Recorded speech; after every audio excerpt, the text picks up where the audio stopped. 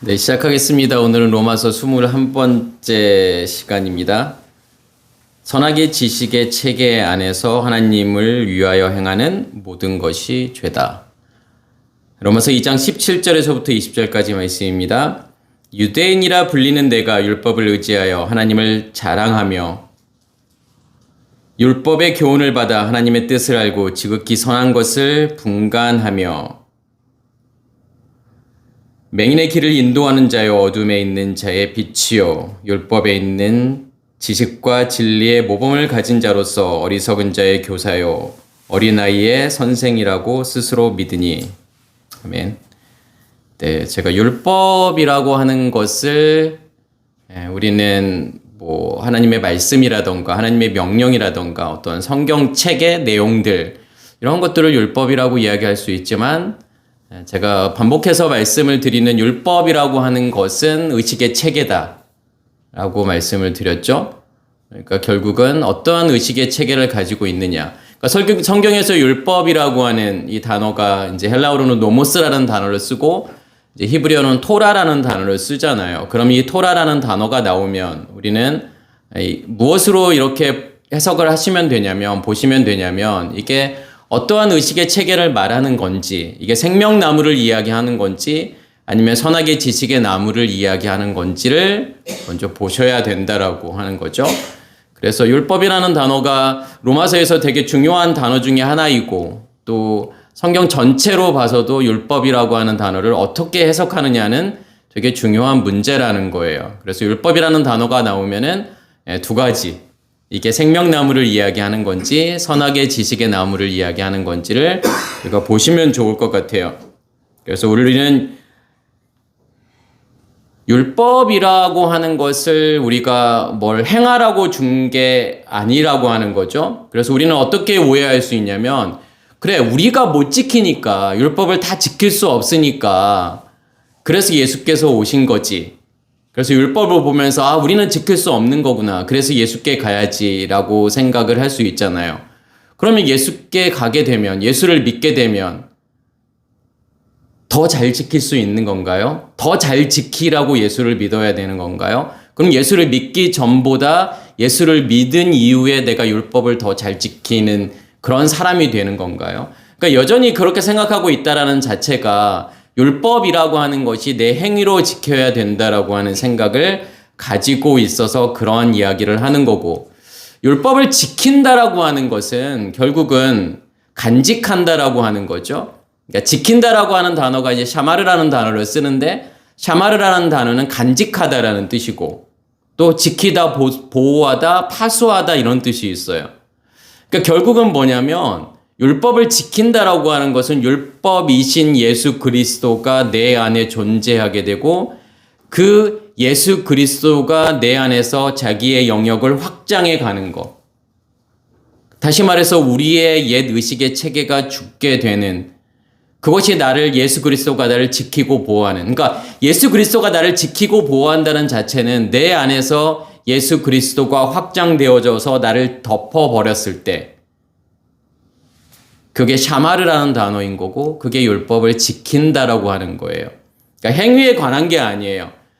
그러니까 우리는 율법을 지킨다라고 생각하면 하나님께서 이런 거는 해, 이런 거는 하지 마, 리스트를 줬다라고 생각하고, 열심히 하라는 거 하고 하지 말라는 거 안 하면 내가 율법을 지키는 거다 이렇게 생각을 하고 있지만, 그러한 차원의 문제가 아니라 그냥 하나님을 간직하는 것 자체, 그리고 하나님이 내 안에서 일하심으로 하나님이 내 안에서 자기의 영역을 확장해가는 모든 과정들, 그리고 모든 결과물을 율법이라고 한다라는 거예요. 그런 생각을 가지시고 이 말씀을 들으셨으면 좋을 것 같고, 어쩌면 오늘 내용도 거기에서 크게 벗어나지 않을 수 있다. 그러니까 오늘 이제 구절들은 17절, 18, 19, 20절까지의 4개의 구절로 되어 있고, 우리가 한글 성경만 본다면 이 4개의 구절들이 다 각각의 4개의 문장으로 되어 있는 것 같이 생각할 수 있지만, 헬라어 본문에는 이 4구절이 하나의 문장으로 되어 있다. 그리고 이 하나의 문장이 이제 두 부문으로 나눌 수 있다. 두 부문으로 나누는 것은 결국은 A라고 하는 접속사가 쓰여서 만약에 너희가 뭐뭐 한다면, 이라고 하는 부분, 그리고 뭐뭐 한다면 어떻게 될 거야 라고 하는 이제 두 개의 문단으로 되어 있고 두 개의 부분으로 나눌 수 있다라는 거죠. 그리고 각각의 어떠한 부분에는 이제 뭐 분사절이 쓰여져 있어서 이 분사의 역할은 어떠한 역할을 하냐면 어떤 것을 전제하는 밑바탕을 깔고 있는 그러한 역할을 하고 있다, 이렇게 생각하시면 좋을 것 같고, 제가 또 좀 너무 처음부터 어려운 이야기를 하는 것 같은데 이제 뭐 그런 것보다는 나중에 제가 다시 이제 설명을 드리겠지만, 그러니까 무슨 말이냐면 두 개의 분사절이 되게 중요한 이유는 첫 번째는 율법으로부터 너희가 교훈을 받아, 율법의 교훈을 받아라고 하는 거. 그러니까 거기에서 이제 교훈을 받다, 배우다라고 하는 것이 배우며 이제 어떤 분사가 여기서 쓰여지죠. 그러니까 너희가 율법으로부터 배워서, 만약에 너희가 율법으로 배워서 너희가 유대인이라고 너희 자신을 유대인이라고 부르고 또 율법을 의지하고 하나님 안에서 자랑하고 그 뜻을 알고 지극히 선한 것을 분별한다면, 너희가 그렇게 하고 있다면 뒤에서는 어떤 내용인 거냐면 율법 안에서 지식과 진리의 모습을 가지고서, 그러니까 너희가 율법으로부터 뭔가를 배워서 이러한 일들을 하고 있다면, 그러면 율법 안에서 지식과 진리의 모습을 가지고서 뭐 맹인의 길을 인도하는 자요, 어두움에 있는 자의 빛이요, 어리석은 자의 교사요, 어린아이의 선생이라고 스스로 믿게 돼 라고 하는 내용이에요. 그러니까 큰 흐름으로 본다면 이러한 이야기를 하고 있다라는 거고, 이제 제가 구체적인 내용들을 다시 한번 설명을 드리도록 하겠습니다. 그러니까 여기에서 아까 제가 두 개의 분사절이 중요하다라고 이야기했고, 첫 번째 나오는 거, 그러니까 만약에 너희가 율법의 교훈을 받아라고 이야기를 하고 있어요. 근데 이제 율법의 교훈을 받는다라고 하는 것은 율법으로부터 배운다라는 거예요. 그러니까 여기에서 율법이라고 하는 것은 그러면 뭐라고 생각을 해야 되는 거냐면 선악의 지식의 체계라고 생각해야 되겠죠. 그 율법. 그러니까 내 안에 존재하고 있는 선악의 지식의 체계라는 율법으로부터 내가 이게 배우다라고 하는 이 단어가 깨닫다, 알리다, 통지하다, 뭐 주입하다, 배우다, 지식을 얻다, 가르치다라는 뜻이 있어요. 그러니까 무슨 말이냐면 내 안에 선악의 지식의 체계가 존재하고 있다면 우리는 그것으로부터 배울 수밖에 없다라는 거죠. 그러니까 배운다라고 하는 것은 결국은 그것으로 살아갈 수밖에 없다라는 거잖아요. 선악의 지식의 체계가 내 안에 있고, 그러면 거기서부터 나오는 모든 것, 뭐 우리의 느낌, 생각, 감정, 또 거기서 만들어지는 모든 의미들, 이런 것으로부터 내가 살아갈 수밖에 없다라고 하는 것을 여기서 율법으로부터 배운다, 이제 이렇게 이야기하고 있는 거예요. 그러면서 너희가 그 율법으로부터 배우고 있고 그 율법으로부터 너희가 가르침을 받고 있다면, 그러면 우리는 내 자신을 뭐라고 생각할 수밖에 없는 거냐면 유대인이라 부를 수밖에 없다라는 거예요. 그러니까 여기에서의 유대인은, 바울이 말하는 유대인은 실제로 이스라엘에 살고 있는 어떠한 족보적인 혈통으로서의 유대인을 이야기하고 싶은 건 아니에요. 그러니까 마치 그런 사람들을 향해서 이야기하는 것처럼 보이지만 유대라고 하는 이 자체는 여기에서 이제 유다이오스라는 단어를 쓰죠. 헬라어로는요. 근데 이게 유대인이라는 뜻이에요. 근데 이게 뭐 어원 자체가 이제 히브리어에서 이제 어원이 히브리어예요. 히브리어에서 뭐 예후다라는 단어가 유대라는 뜻이고 이게 찬양된이라는 뜻이에요. 그래서 이 단어가 야다, 뭔가를 던지다, 찬양하다, 감사하다 이런 뜻이 있어요. 그리고 또 하나는 뭐냐면 유타라고 하는 펼쳐진, 그러니까 야타, 이게 펼치다, 확장하다라는 뜻이 있다라는 거고, 결국은 유대라고 하는 개념은 어떠한 것의 확장이라고 말할 수가 있겠죠. 그러면 뭐의 확장인 거죠? 어떠한 의식의 체계의 확장, 이것을 유대라고 이야기할 수 있다라는 거예요.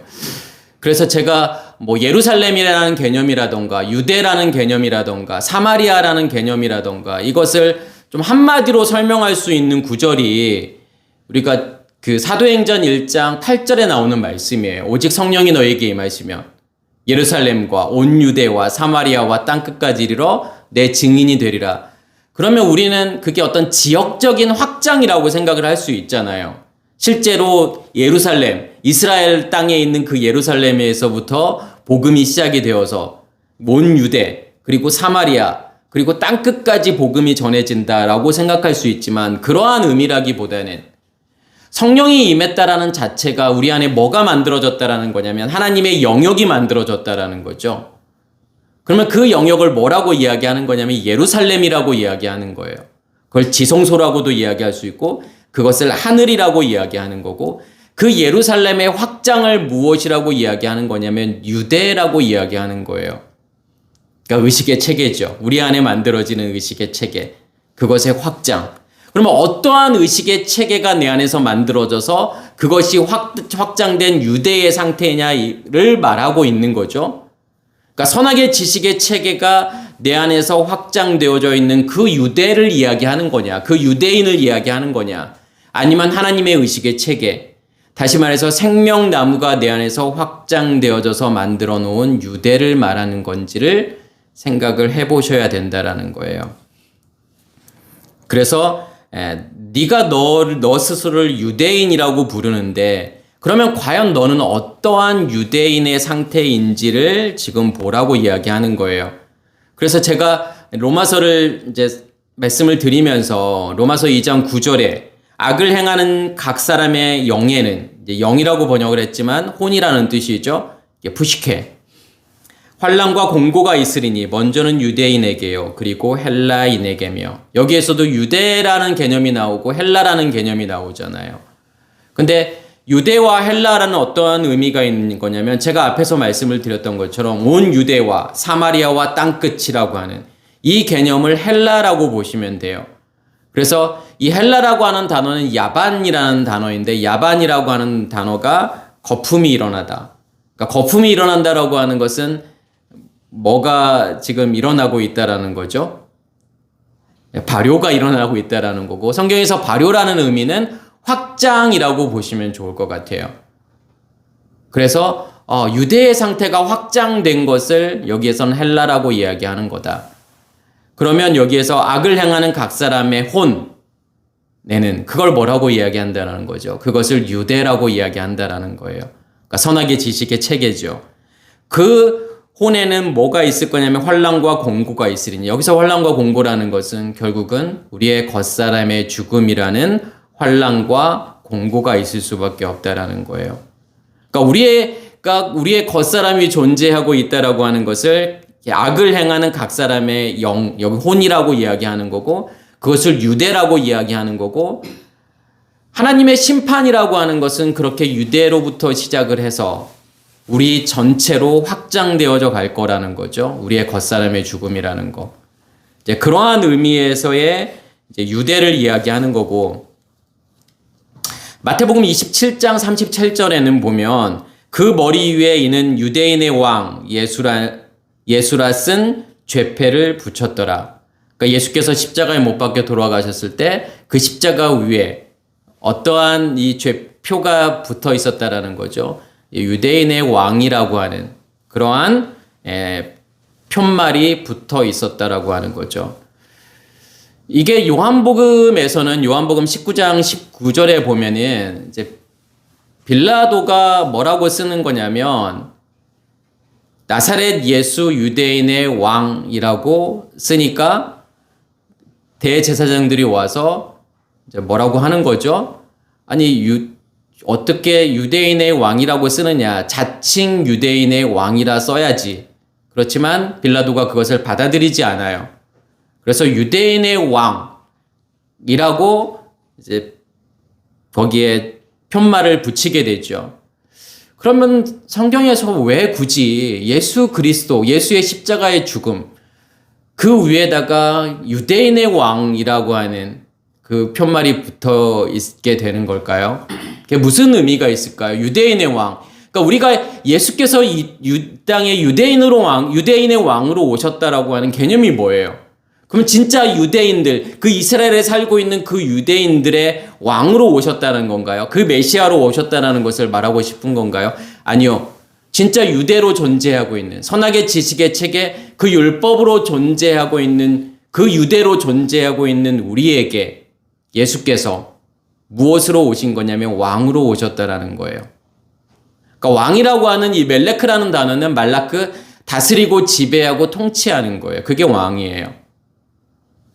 그러니까 예수께서 이 땅에 오신 이유는 그거라는 거죠. 그러니까 우리 안으로 예수께서 오시는 이유는 뭐라는 거냐면 유대로 존재하고 있는 우리를 지배하고 다스리고 통치하기 위해서 오셨다라는 것을 이야기하고 싶은 거예요. 보여주고 싶은 거예요. 그래서 결국은 뭘로 만들려는 거죠? 진짜 유대로 만드시려는 거예요. 하나님의 의식이 지배하는, 복음으로 하나님의 말씀이 나를 온전히 지배하는 유대의 상태, 그걸로 만드시려고 하는 거죠. 그런데 대제사장들은 뭐라고 이야기하는 거죠? 네가 유대인의 왕이라고? 그러니까 자칭 유대인의 왕이라고 이야기하는 거죠. 우리는 그런 왕 필요 없어. 누가 왕이니까요? 내가 나를 다스리고 있는 내가 왕이니까 나는 그러한 나를 다스리기 위해 오는 그런 왕은 필요 없어라고 생각할 수 있다는 거죠. 우리도 마찬가지로 선악의 지식의 체계가 지배하는 유대의 상태로 존재하고 있다면 우리는 그렇게 우리를 지배하고 다스리기 위해 오시는 예수라고 하는 그 왕이 필요 없다라고 하는 거예요. 나 지금으로도 괜찮아. 나 지금으로도 충분해. 내가 나의 왕으로 살면 돼 라고 생각할 수 있다라는 거예요. 그것을 보여주고 싶은 거죠. 말씀은요. 그러면서 그러니까 너희가 율법으로부터 배우고 가르침을 받고 있기 때문에 너 자신을 유대인이라고 부르는 거야. 우리도요. 유대인이라고 부르잖아요. 그러니까 어떤 의미에서 우리 자신도 유대인이라고 부르죠. 우리는 아브라함을 향해서 뭐라고 이야기하죠? 믿음의 조상이라고 이야기하는 거죠. 그렇다면 우리가 아브라함이 믿음의 조상이기 때문에 우리는 아브라함의 후손이라고 생각하기 때문에 우리가 영적으로 유대인이고 영적으로 이스라엘인이야, 이스라엘 사람이야 이렇게 생각을 할 수 있다라는 거죠. 과연 그런데 너희가 진짜 유대인이야? 너희가 정말 아브라함을 믿음의 조상이라고 부를 수 있어?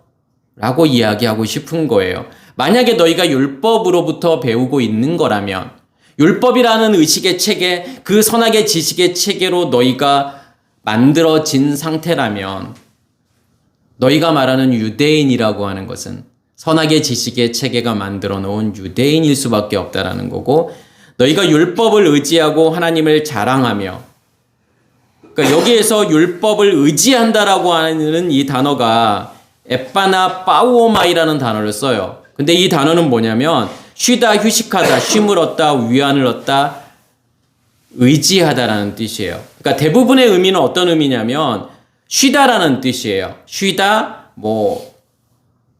휴식하다, 안식하다라는 뜻이죠. 그러니까 이 말씀이 다 나쁜 의미들이 아니잖아요.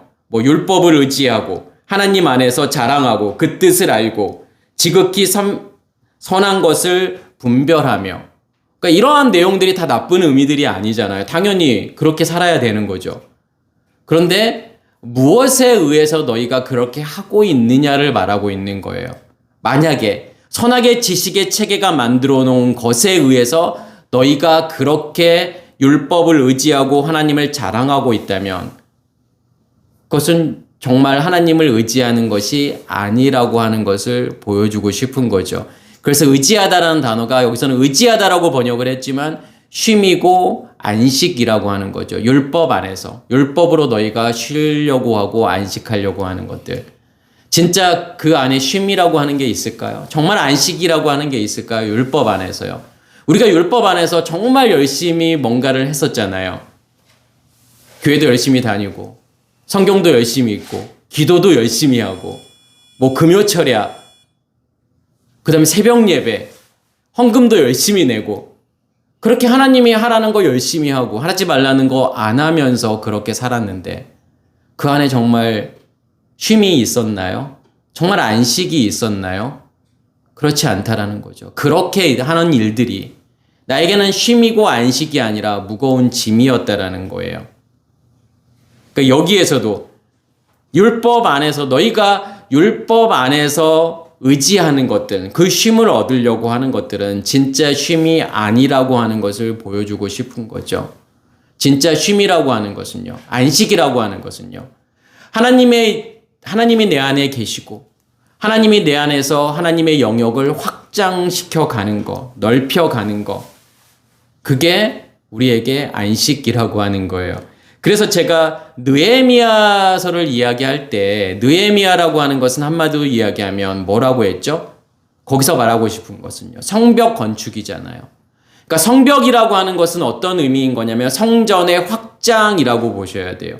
그러니까 성전이라고 하는 것은 하나님의 영역, 그 하나님의 영역의 확장을 성벽이라고 이야기하는 거고, 그것을 뭐라고 이야기하는 거냐면 나함, 안식이라고 하는 거예요. 위로라고 하는 거예요. 느헤미야라고 하는 단어가 나함이라는 단어에서 온 거고, 나함이라는 단어는 안식이고 쉼이고 위로예요. 그러니까 진짜 위로라고 하는 건 뭐죠? 그 어떤 것도 우리에게 위로를 주지 못한다는 거죠. 우리가 생각하는 율법 안에 있다라고 하는 것이 우리에게 쉼을 주지 못하고 우리에게 안식을 주지 못한다라는 거예요. 위로를 주지 못한다라는 거예요.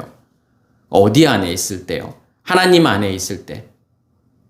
정말 하나님이라는 존재가 내 안에 계시고 그 하나님이라는 존재를 내가 인식하고 경험하고 확장되어져 갈수록 우리에게 주어지는 건 뭐냐면 안식이죠.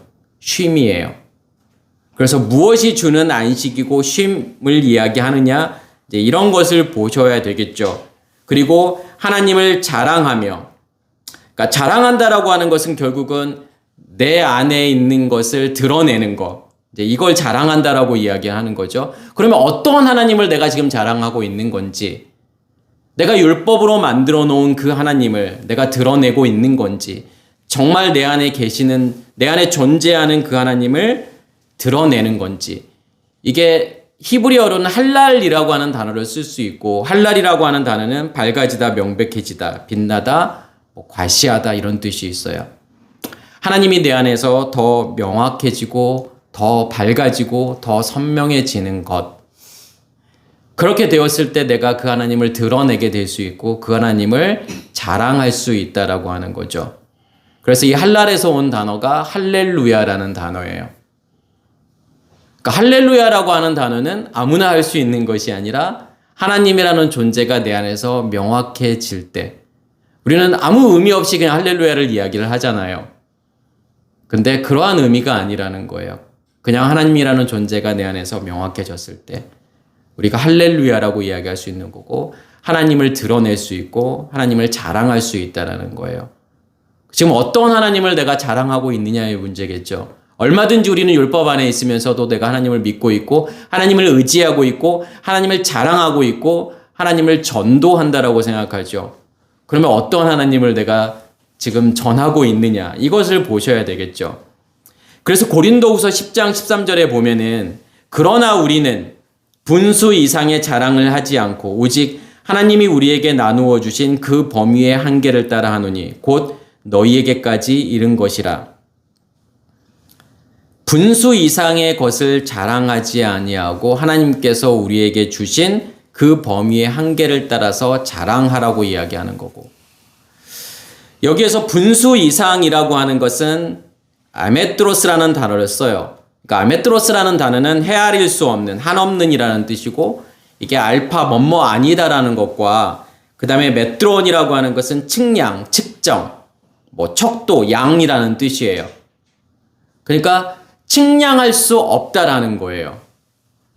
그러니까 측량할 수 없다라고 하는 것이 좋은 의미일 수 있죠. 하나님의 사랑이라고 하는 것은 우리가 절대로 알 수도 없고 측량할 수 없어 라고 하는 의미일 수도 있지만, 여기에서 측량할 수 없다? 양을 잴 수 없다라고 하는 건 뭐죠?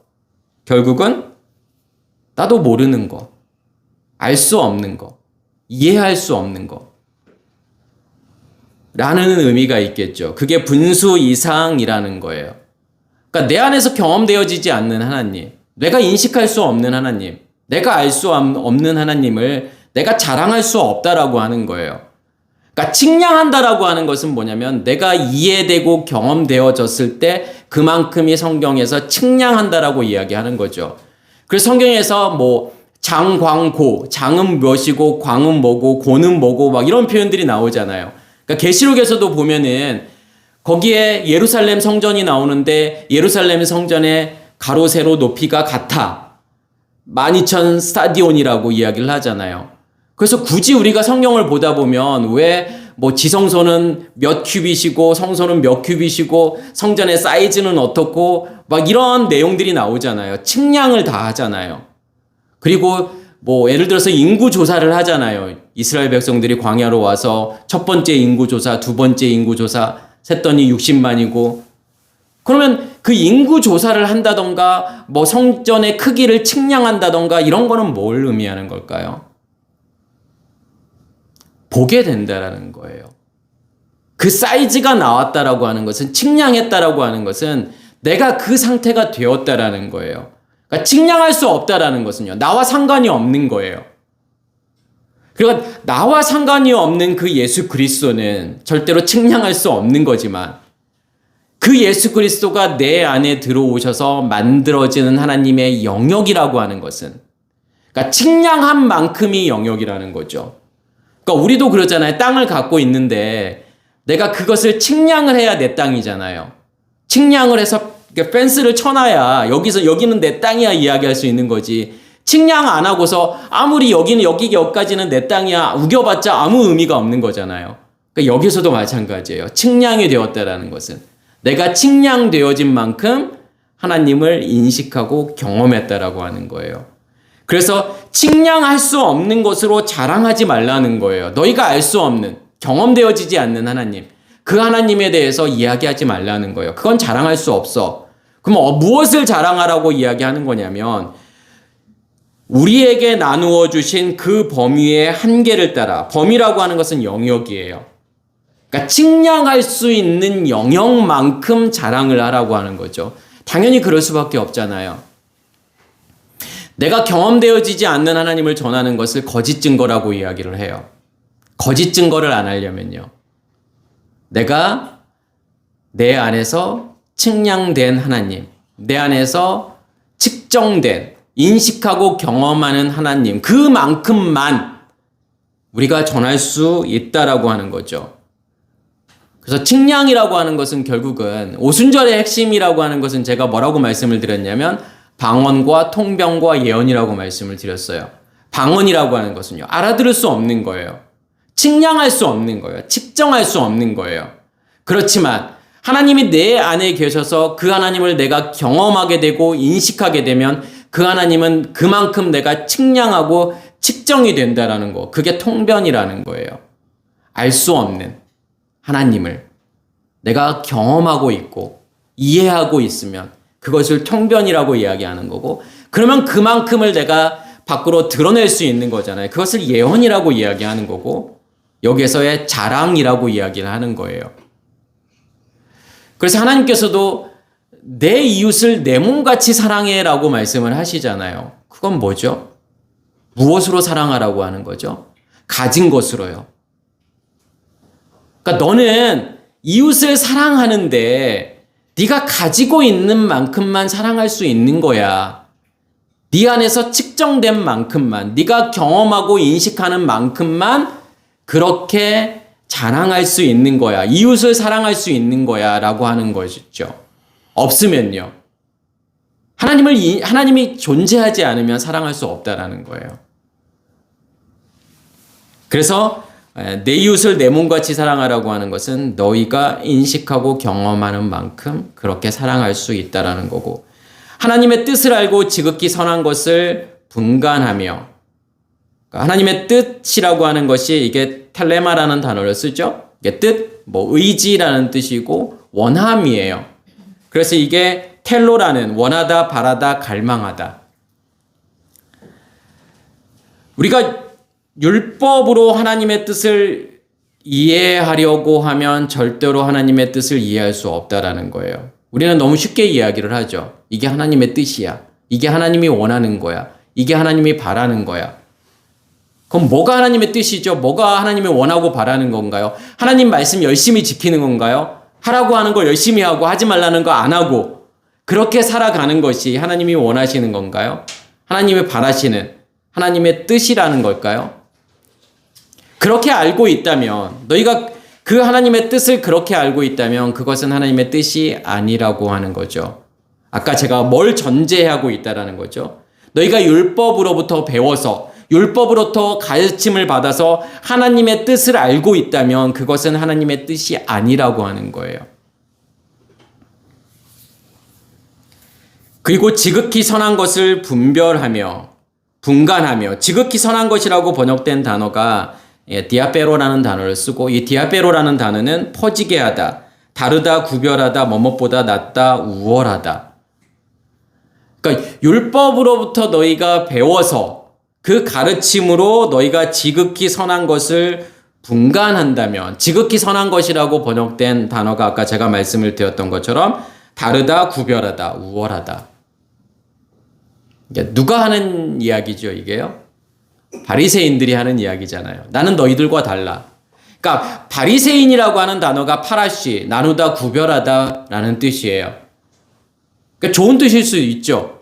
내가 선과 악을 구분하는, 빛과 어둠을 구분하는, 나누는. 그렇지만 그게 아니라 내가 율법이라고 하는 것으로, 선악의 지식의 체계라고 하는 것으로 내가 선과 악을 나누고 있다면 뭐라는 거죠? 바리새인이라는 거잖아요. 그래서 나는 너희들과 달라. 나는 너희들과 달리 구별된 존재야. 나는 거룩한 존재야. 나는 너희들보다 우월한 존재야. 라고 한다면 그것은 지극히 선한 것을 분별하는 것이 아니라는 거죠. 율법으로 나누고 있다라는 거예요.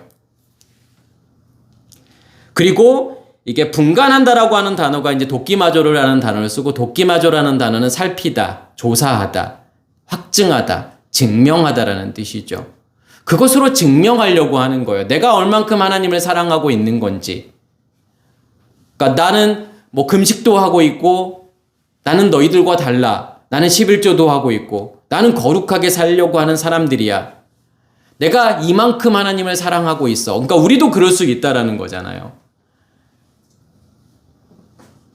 내가 집사고 권사고 장로니까, 나는 새벽 예배도 안 빠지고 다니고 있으니까, 나는 말씀도 몇 독을 했으니까, 나는 금식도 하고 있으니까, 나는 헌금을 이만큼 하고 있기 때문에 내가 하나님을 사랑하고 있는 거야 라고 한다면 그것은 정말 하나님을 사랑하고 있는 것이 아니라는 거죠. 그러면은 그것은 지극히 선한 것을 분별하는 것이 아니라고 하는 것을 이야기하고 싶은 거예요. 그러니까 무엇으로 너희가 하나님을 알고 있고 무엇으로 지극히 선한 것이라고 생각하고 분별하고 있느냐, 분간하고 있느냐. 그게 율법의 기초에 의해서 그렇게 하고 있다 그러면 그것은 정말 하나님을 알고 있는 것이 아니다라고 이야기하고 싶은 거고, 율법에 있는 지식과 진리의 모범을 가진 자로서 이제 앞에 너희가 이제 그 이야기 하고 싶은 거죠. 율법으로부터 배워서, 만약에 너희가 율법으로 배워서 너희가 유대인이라고 부르고 율법을 의지하고 하나님 안에서 자랑하고 그 뜻을 알고 그리고 지극히 선한 것을 분별하고 있다면 그러면 뭐라는 거죠? 율법에 있는 지식과 진리의, 여기서 모본이라고 이야기하는 거지만 모양, 껍데기를 가지고 있는 자라는 거예요. 그러니까 너희가 알고 있는 지식과 진리라고 하는 것은 그냥 껍데기로 알고 있는 지식이고 진리일 수밖에 없다라는 거죠. 그래서 율법 안에 있는 지식과 지금 진리라고 이야기하는 거고, 여기서 지식이라는 단어는 이제 그노시스라는 단어를 써요. 지식, 깨달음. 그러니까 우리가 뭔가를 이렇게 뭐 알고 있다, 깨닫고 있다, 배웠다라고 하는 거가 그러니까 무엇에 의해서 내가 배우고 깨닫고 있느냐의 문제겠죠. 다 하나님을 안다라고 이야기를 하잖아요. 그러니까 교회 다니는 사람들은, 하나님을 믿는다라고 하는 사람들은 다 지식이 있다라고 생각해요. 하나님을 알고 있는 지식이 있다라고 생각하고 나는 진리 안에 있다라고 생각해요. 그렇지만 율법이 만들어 놓은 율법에 의한 깨달음이라면, 그렇게 배움이라면 그렇게 아는 거라면 그것은 하나님을 아는 게 아니라는 거죠. 율법을 아는 게 아니라는 거예요. 율법이라고 하는, 그러니까 예수 그리스도를 너희가 아는 게 아니라는 거죠. 그건 진리가 아니야. 그냥 진리라고 하는 껍데기를 너희가 알고 있는 것뿐이야. 라고 하는 것을 보여주는 거고. 그래서 여기서의 모습이라고 하는 이 단어가, 여기서는 모본이라고 이제 번역을 했잖아요. 그러니까 이게 모양이라는 뜻이고 외형이고 껍데기라고 하는 뜻이에요. 그래서 이게 디모데후서 3장 5절에도 나오죠. 이 단어가요. 경건의 모양은 있으나 경건의 능력은 부인하니 이와 같은 자들에게서 내가 돌아서라. 그러니까 뭐가 경건일까요? 우리는 경건하신가요? 경건한 삶을 살고 계신가요? 어떻게 살아야 경건한 삶을 살 수 있는 거죠? 매일 기도하고 매일 성경 읽어야 되나요? 아니면 가끔 금식도 하고 어떤 말, 행위 이런 거에 우리는 포커스를 맞춰서 이러한 행위를 하고 이런 말을 하게 되면 그 사람은 경건한 사람이야 라고 생각을 하잖아요. 교회에서 정말 열심히 하게 되면 새벽 예배 한 몇 달만, 한 6개월만 새벽 예배 안 빠지고 다녀보세요. 사람들이 다 그 사람을 향해서 경건하다라고 이야기를 하겠죠. 근데 성경에서 말하는 경건이라고 하는 이 단어는 유세베이아라는 단어를 써요. 그러니까 유세베이아라는 단어는 이게 경건, 신성이라는 뜻이고, 이게 유라고 하는 것은 뭐냐면 좋은, 잘이라는 뜻이고, 이게 세보마이라고 하는 단어는 뭐냐면 예배하다, 경배하다라는 뜻이에요. 그럼 뭐가 경건이죠? 두 개를 합치면요. 잘 예배하는 거, 잘 경배하는 거. 이거를 경건이라고 이야기하는 거죠. 그러면 잘 예배한다라고 하는 게 뭐죠? 요한복음에서 예수께서 뭐라고 말씀을 하시죠? 사마리아 여인과의 대화에서. 네. 예배라고 하는 거는 뭐가 바뀌어야 된다고 말하는 거죠, 앞에서요? 그러니까 영과 진리로 드려지는 예배를 이야기하면서 예수께서 처음에 뭘 이야기하죠? 내가 너에게 영원히 목마르지 않는 생수를 줄 거야를 이야기하고 갑자기 주제가 또 뭘로 바뀌죠? 남편 이야기로 바뀌어요. 왜 그런 이야기를 하죠? 그러니까 너 5 남편도 네 남편 아니고 지금 있는 남편도 네 남편 아니야. 근데 진짜 남편이 올 거야를 이야기를 하는 거잖아요.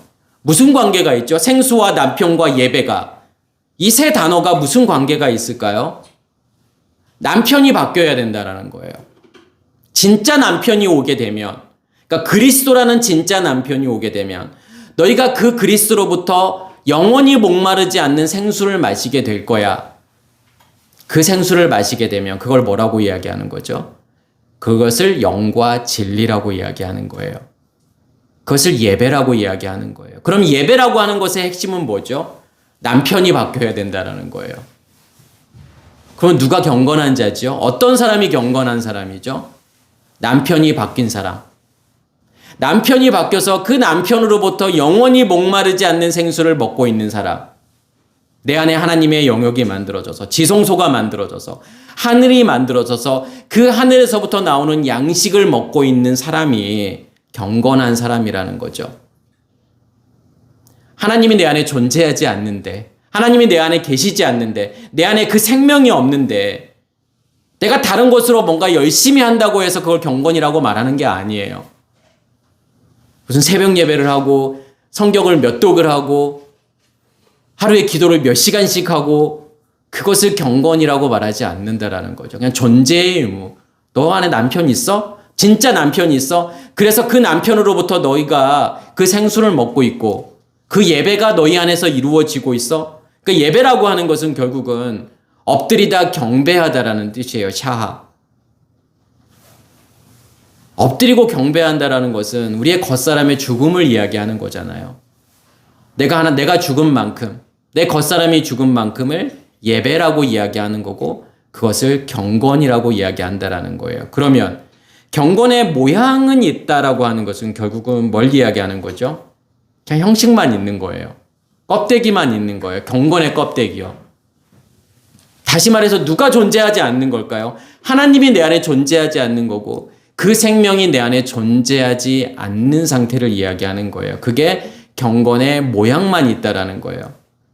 뭔가를 열심히 해요. 많이 해요. 자주 해요. 그렇다고 해서 그것을 경건이라고 이야기하지 않는다라는 거죠.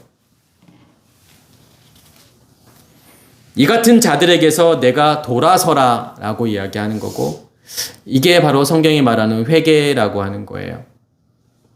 그러니까 그 상태에 있다라고 하는 것은 결국은 내가 어두움 가운데 있다라고 이야기하는 거죠. 어두움 가운데 있는 우리에게 하나님이라고 하는 빛이 비추어져서 우리의 의식이 깨어지는 것을 뭐라고 이야기하는 거죠? 그것을 베레시트라고 이야기하는 거예요. 그걸 태초라고 이야기하는 거예요. 하나님의 말씀이 들려져서 나를 보게 되는 거죠. 나의 어두움을 보게 되는 거예요. 지륵같이 깊은, 절대로 빠져나올 수 없는 그 어둠이 내 안에 존재하고 있구나 라고 하는 거. 내가 애굽의 노예로 살고 있구나 라고 하는 것을 보게 된다라고 하는 거예요. 그것을 베레시트라고 이야기하는 거고, 그것을 회개라고 이야기하는 거예요. 그래서 성경에서 말하는 회개는 나의 잘못을 열거하는 게 회개가 아니에요. 나 하나님 이것도 잘못했고 이것도 잘못했고, 그것을 회개라고 이야기하는 것이 아니라 우리의 모습을 보게 된다는 거. 경건의 모양만 있는 우리의 모습을 보게 되는 거. 그래서 거기에서 돌아서라고 하는 것은 이제 그러한 의미가 있다라고 하는 거죠. 그러면서 뭐라고 이야기하는 거냐면, 너희가 율법 안에 지식과 진리의 껍데기만 가지고 있기 때문에 맹인의 길을 인도하는 자요 어둠에 있는 자의 빛이요. 내가 뭐라고 착각할 수 있는 거냐면, 맹인의 길을 나는 인도하는 자고 어둠에 있는 자의 빛이다라고 그렇게 자기 자신을 생각할 수 있다라고 하는 거죠. 그래서 마태복음 15장 14절에 보면, 그냥 두라. 그들은 맹인이 되어 맹인을 인도하는 자로다. 만일 맹인이 맹인을 인도하면 둘이 다 구덩이에 빠지리라 하시니라. 맹인이 되었다라는 것은요, 앞을 보지 못한다라는 거잖아요. 그러니까 뭔가를 보지 못한다라는 거고, 인식하지 못하고 경험하지 못하는 것을 맹인이라고 이야기하는 거예요. 어떠한 맹인을 이야기하는 거죠? 무가 존재하지 않아서요. 하나님이 내 안에 존재하지 않기 때문에, 생명나무가 내 안에 존재하지 않기 때문에 하나님을 인식할 수도 없고 하나님을 경험할 수도 없고, 말씀이 들려지지도 않고 말씀이 깨달아지지도 않는 그 상태를 지금 성경은 맹인이라고 이야기하는 거죠. 예수께서 맹인이라고 이야기하는 거예요. 그래서 그들은 맹인이 되어 맹인을 인도하는 자로다, 이렇게 이야기하는 거죠. 만일 맹인이 맹인을 인도하면 둘이 다 구덩이에 빠지리라.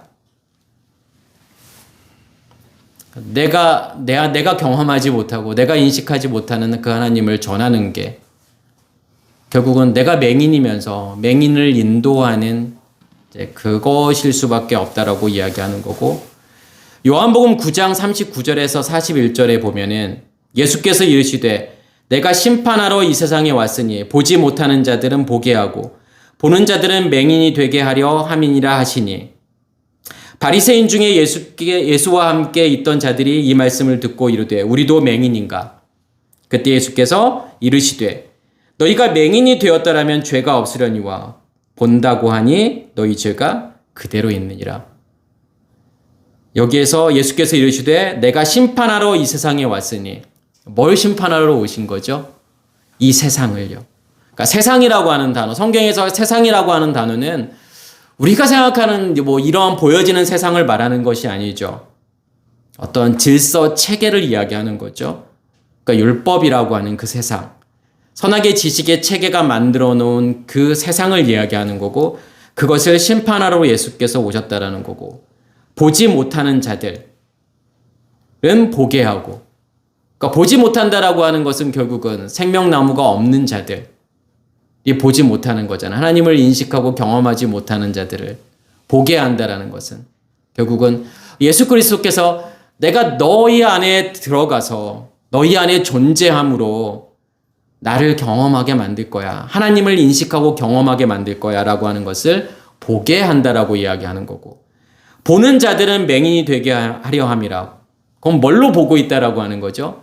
선악의 지식의 체계로 내가 보고 있는 자들, 그렇게 본다고 하는 자들, 그렇게 선악의 지식의 체계로 하나님을 인식하고 하나님을 경험하고 있다고 하는 자들은 맹인이 되려고 하게 합니다.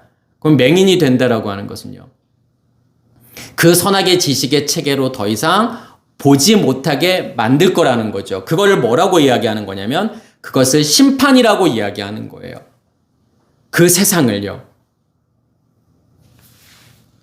그러니까 보는 자들, 선악의 지식의 체계로 보는 자들, 그렇게 세상으로 존재하는 자들을 보게 하는 거다. 다시 말해서 심판해서 하나님의 의식의 체계로 보고 알고 경험하게 만들 거야 라고 하는 거고, 이제 그 말을 이해하지 못하니까 바리새인들이 우리도 맹인인가 이제 이렇게 이야기를 하고, 예수께서 맹인이 되었더라면, 너희가 맹인인 걸 알았더라면 죄가 없으려니와, 그러니까 맹인이 내가 된다라고 하는 것은 결국은 뭐죠? 내가 보지 못하고 있다라는 거잖아요. 아, 하나님의 의식의 체계가 내 안에 존재하지 않구나. 그래서 내가 하나님을 보지 못하고 있구나. 내가 하나님을 인식하고 경험하지 못하고 있구나.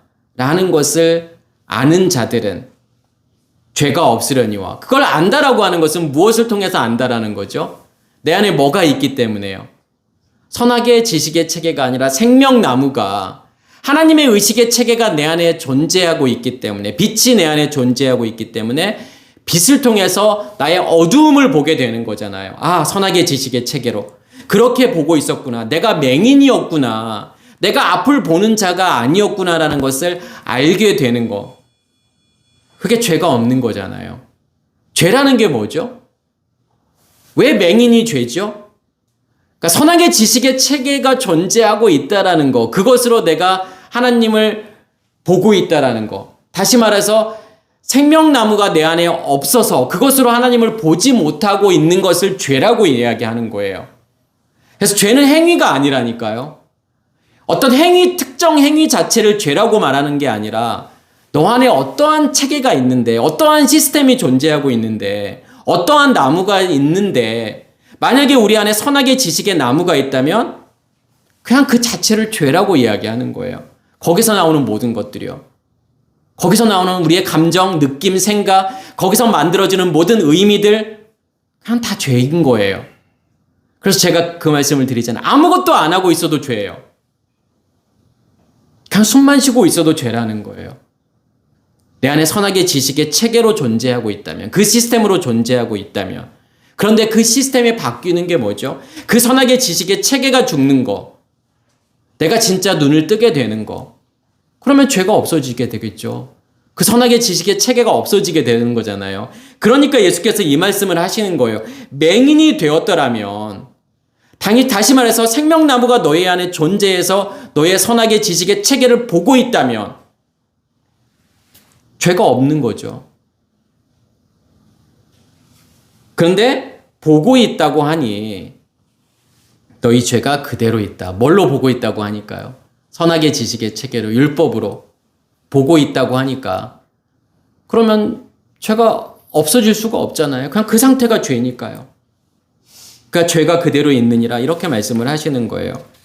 그리고 어리석은 자의 교사요 어린아이의 선생이라고. 오늘 말씀이 조금은 이렇게 좀 복잡하게 들릴 수도 있겠지만 사실은 뭐 그렇게 복잡한 건 아니에요. 문장 구조는 좀 복잡할 수 있어요.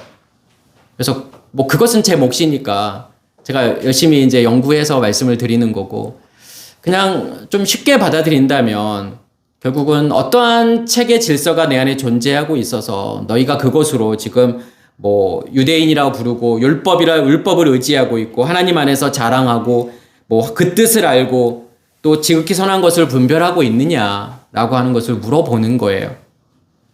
그리고 너희가 어리석은 자의 어떤 교사고 어린아이의 선생이라고 너희가 뭐 그렇게 알고 있느냐라고 하는 것을 지금 이야기하고 싶은 거죠. 그러면서 중요한 단어 하나가 나와요. 스스로 믿으니. 자기 확신. 나 잘하고 있어. 그러니까 위에서 이제 말씀드렸던 그 리스트들. 나 하나님 율법 잘 의지하고 있고, 나 하나님을 자랑하고 있고 하나님의 뜻도 알고 있고 지극히 선한 것을 나 구별로 할 수도 있고 내가 어리석은 자를 가르치고 어린아이의 어떤 교사이고 선생이고 스스로 그렇게 착각할 수 있다라는 거. 저는 뭐냐면 네. 가장 위험한 것은 그거라고 저는 생각을 해요. 우리가 정말 믿음 안에 있고 내가 하나님을 믿는다라고 생각하는, 그러니까 모든 사람들은 지금 내가 하나님을 믿는다라고 생각을 하잖아요. 근데 그 사람들에게서 가장 위험한 것은 뭐냐면 자기 확신이라고 하는 거예요. 정말 자세히 들여다봐야 되겠죠. 내 안에 정말 하나님이 계셔서 하나님의 것으로 내가 보고 있는지, 하나님을 인식하고 경험하고 있는지, 그것으로 내가 하나님을 알고 있고 하나님을 자랑하고 있는지, 그것으로 내가 선악을 구분하고 있는 건지, 아니면 그게 아니라 내 안에 선악의 지식의 체계만 존재하면서 율법으로 존재하고 있고 나 하나님을 알고 있어, 나 하나님을 의지하고 있고 나 하나님을 사랑하고 있어, 얼마든지 그렇게 착각할 수 있다라고 하는 거죠. 그래서 내가 여기에서 스스로 믿는다라고 하는 거, 내가 어떠한 확신을 가지고 있는지 이제 이것을 좀 보셔야 되겠죠. 내가 무엇으로 내가 하나님을 경험하고 인식하고 있는지. 누가복음 18장 9절에 보면 또 자기를 의롭다고 믿고 다른 사람을 멸시하는 자들에게 비유로 말씀하시되, 여기에서 아까 스스로 믿는다라는 단어가 이제 페이토라는 단어를 써요. 이 페이토라는 단어가 확신을 가지게 하다, 믿다, 의지하다, 신뢰하다. 여기에서도 또 자기를 의롭다고 믿고 있는 이제 페이토죠. 다른 사람을 멸시하는 자들. 이게 누구죠? 바리새인이잖아요.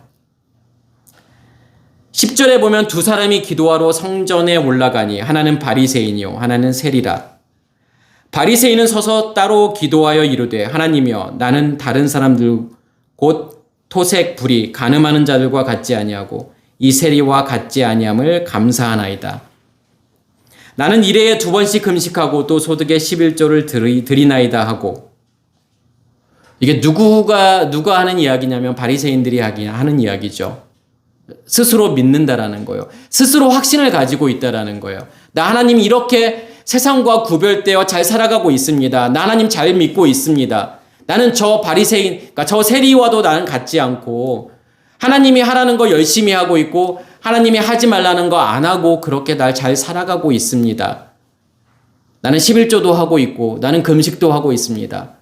이게 우리의 모습일 수 있다라는 거예요. 우리는 성경을 읽으면서 바리새인들이 나오면, 서기관이 나오면 이 종교 지도자들 어떻게 예수를 이렇게 믿을 수 있지? 라고 말할 수 있지만 그게 지금 우리의 모습일 수도 있다라는 거예요. 그게 우리의 바리새인의 모습일 수 있다라는 거예요. 세리의 고백은 뭐죠? 감히 하늘을 우러러 보지도 못하고 자기의 가슴을 치면서 나는 죄인입니다. 나를 불쌍히 여겨 주시옵소서. 이게 세리의 고백이죠. 그러니까 이게 우리의 고백이 되어야 되겠죠. 나는 하나님을 알 수도 없는 자이고 절대로 하나님을 인식하거나 경험할 수 없는, 그냥 어두움 가운데 있을 수밖에 없는, 깊은 어두움 가운데 있을 수밖에 없는 우리의 모습입니다. 그게 나의 모습입니다. 이걸 고백할 수 있으셔야 되겠죠. 그래야만이 우리가 착각 가운데 있지 않을 수 있다라는 거고, 우리가 바리새인과 이제 세리가 나오는데 여기에서도 뭐 누구는 바리새인이고 누구는 세리고 이런 말을 하고 싶은 것이 아니라 우리의 겉사람은 항상 바리새인을 살 수밖에 없는 거고 우리의 속사람은 세리를 살아간다라는 거고 우리의 속사람은 끊임없이 이러한 고백을 하게 된다라는 거죠. 나는 죄인입니다. 나를 불쌍히 여겨 주시옵소서.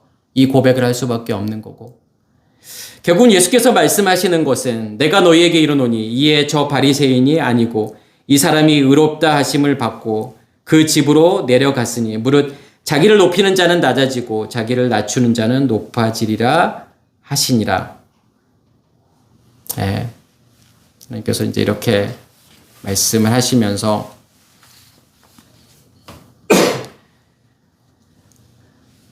좀 한번 이제 그 이야기만 제가 하고 마치도록 하겠습니다.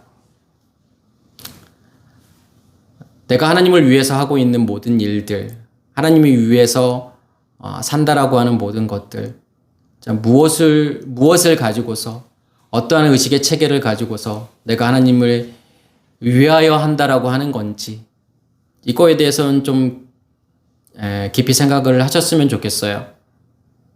얼마든지 율법이라고 하는 선악의 체계를 가지고서도 하나님을 내가 섬기고 있고 믿고 있고 하나님을 의지하고 있고 하나님을 자랑한다라고 이야기할 수 있지만 그건 전부 뭐라고 이야기하는 거냐면 죄라고 이야기하는 거예요. 그래서 정말 하나님이 내 안에 존재하고 있고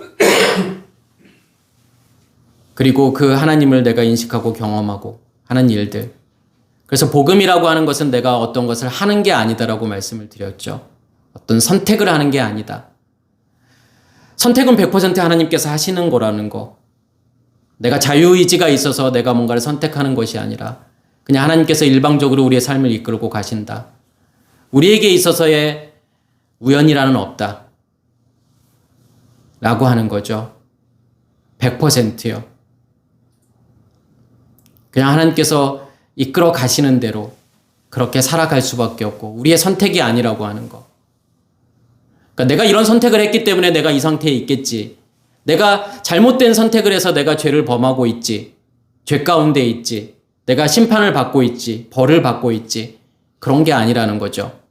하나님께서 이끌어 가시는 방법인 거고 그 가운데서 하나님께서 원하시는 것은 하나밖에 없다라는 거예요. 그래, 내가 너의 삶을 이끌고 갈 건데 그냥 나를 인식하고 경험해. 그 하나님을 내 안에서 정말 인식하고 경험하고 있느냐. 그 하나님이라는 존재, 그 생명이 내 안에 있음을, 그 영원히 꺼지지 않는 불이 내 안에 타고 있음을 내가 오늘 또 경험하고 있는지 우리 자신을 볼 수 있는 모두가 되기를 간절히 소원합니다. 네, 마치겠습니다.